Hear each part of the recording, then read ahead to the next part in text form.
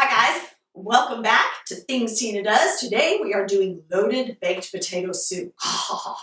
This is kind of a staple in our house, you guys, and a real family favorite, and we're going to get right into it. Now, I like to use red potatoes and just scrub them and keep those skins on because it's so much good flavor, right? And it's so much easier.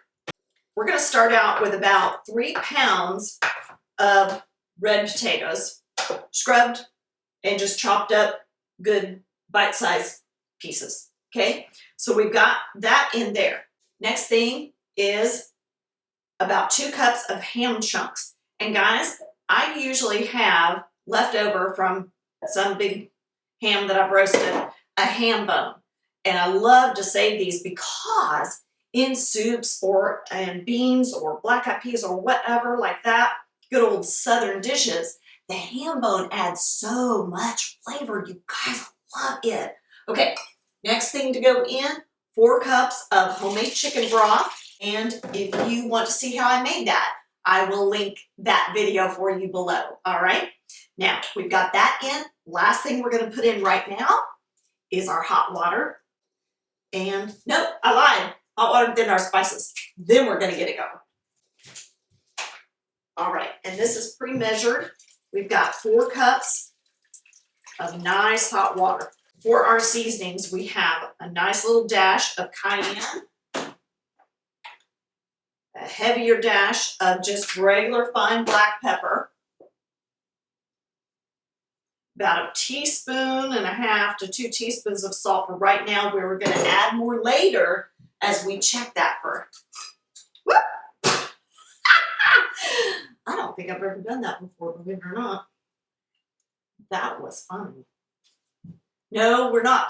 We're not adding lid to our soup today. Not today. Save that for another time. Then we've got some tarragon. And tarragon is one of those things, you guys, I love with potatoes. The flavor of tarragon just goes so well to the dishes. We're going to give this a little stir. And then we're going to put this in our crock pot base. Slap the lid on. Okay, guys, we've got that in on high. We'll see you in about 4 hours. Loaded baked potato soup has been going all day long. So now it's time to do the final touches. All right. So now we're going to pull that ham bone out. Now, at this point in time, we want to take a good old-fashioned potato masher and come in and mash those nice tender potatoes just a little bit. We're not going to pulverize them down all the way, guys, but we just want to break those up a little bit. And be careful, of course, not to splash up on yourself. And 2, it's going to thicken that soup up just a little bit without adding a lot of fat to it. Oh, nice, right? And yet we've still got some of those good chunks in there, and that is lovely. Okay, so here, this is where we're going to add our milk. We're going to add about 3 cups. You know I love to have my shelf stable for stuff like this. So about 3 cups of milk and about 1 cup to 1.5 cups of half and half. And then we're going to give that a stir. And at this point in time, guys, this soup is very, very hot. So it does not need to go back on the crock pot. It doesn't need to go back on the heat because it was so hot when we took it off of the heat that is going to heat that milk up. If your milk is cold and your cream is really cold, just heat that a little bit in the microwave if you want to, or put your crock pot back on the heat setting to heat that through. Okay, guys, time to serve this up.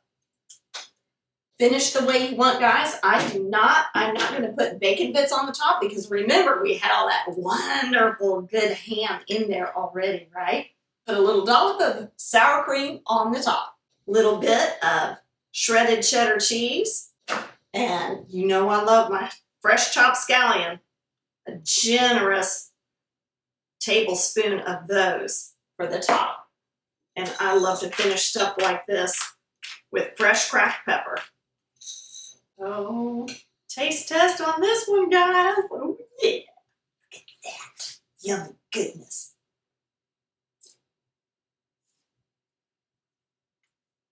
Oh, boy.